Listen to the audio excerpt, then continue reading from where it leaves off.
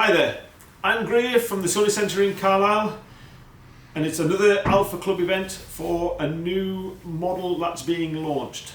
Now, normally we'd have Sam here with us, but because of the COVID restrictions, we're having to do it remotely on the Zoom call. So, hi Sam. Hi Grier.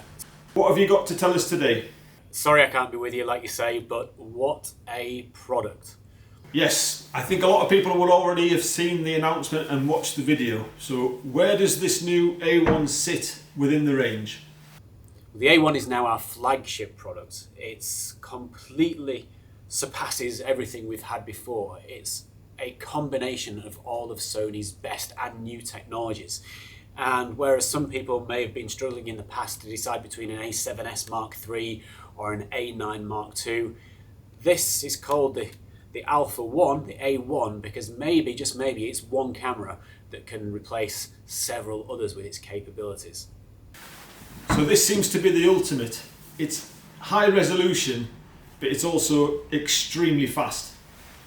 Yes, so it's a brand new sensor. It's 50 megapixels, so great resolution, but it's also 30 frames per second. So it's fantastic for sports, wildlife. It's incredibly powerful. And it's extremely fast in other ways as well. Yes, it checks the autofocus and the auto exposure 120 times every single second. And it uses 759 phase autofocus points to focus the camera, and that's covering 92% of the surface of the sensor. And eye autofocus technology has also improved? Yeah, and I know this will be relevant for a lot of your customers. We've introduced animal eye autofocus for birds for the first time. So advancing this great Sony technology. It's great for shooting wildlife because of course you've got 30 frames per second, you've got animal eye autofocus, you've got bird autofocus. And when you're shooting 30 frames per second, it's important to know that's still completely silent and it's blackout free. There's no interruption in the viewfinder. And again, the viewfinder. But is it the same high level quality of the A7S Mark III viewfinder? Well, almost. It's almost identical. It's large, it's quad XGA as we call it, or over 9 million pixels. But one of the differences with this particular viewfinder is this now refreshes 240 times every second. So if you are tracking a moving subject, it's a lot easier with panning shots to make sure you don't miss that split second. So if you are panning fast, how does it cope with rolling shutter? Well, thanks to the new Bionz XR processor inside this camera, which we first saw with the A7S Mark III, it's actually 1.5 times better than an A9 Mark II at coping with rolling shutter. So it's almost completely irrelevant in this new technology. And we've also got new anti-flicker technology as well. So if you're shooting with difficult lighting, where in the past you could have got banding, the chances of that happening are far, far reduced. So clearly the video is a step forward as well. How does this compare with the A7S Mark III for video? Well, an A7S Mark III is the low light specialist, and also the A7S Mark III is a similar sort of resolution to a 4K TV screen, so that is a really great performer when it comes to making sure you have fantastic 4K video. This though can do 8K video, and although you might not think you're ready yet to shoot in 8K video, one of the things that shooting in 8K allows you to do is to crop into that video, same as stills.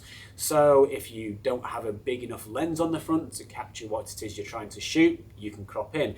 If you're trying to make a video look like it was shot from a variety of different angles, you can crop in. It's really easy to use, and of course you can still shoot 4K if you want, and you can also shoot 4K at 120 frames per second if you want to. So incredibly high frame rate 4K video. You're shooting something you want to slow down and make look cinematic. It's very, very easy to do. And we brought in some new image stabilization technology with the A7S Mark III. Is that on the A1 as well? Yeah, in addition to the in-body image stabilization, which gives you 5.5 stops of compensation, we also have our active electronic image stabilization, which means you're less likely to need a gimbal for handheld shooting. So really versatile piece of video kit. So does the A1 have all the video features that the A7S Mark III has that other cameras in the range haven't quite got? So you're referring to log and gamut. So yes, with the A1 you can shoot in log and gamut, and you can also shoot in Cinetone, which is something that we recently brought out with the FX6. Much easier to get professional cinematic looking video straight out the camera without extensive grading. And then the look and feel of it, it seems to be exactly the same as the A9 Mark II in terms of body and with the dual control on the top. Yes, if you're an A9 user, this will feel really familiar. It's worth knowing though that the viewfinder is physically larger, so it's not exactly the same, but very similar. And then what's the new flash technology? Good one. We've never been able before to shoot with electronic silent shutter and a flash at the same time. The two have just never been compatible because the information isn't read off the sensor fast enough for that blip of the flash.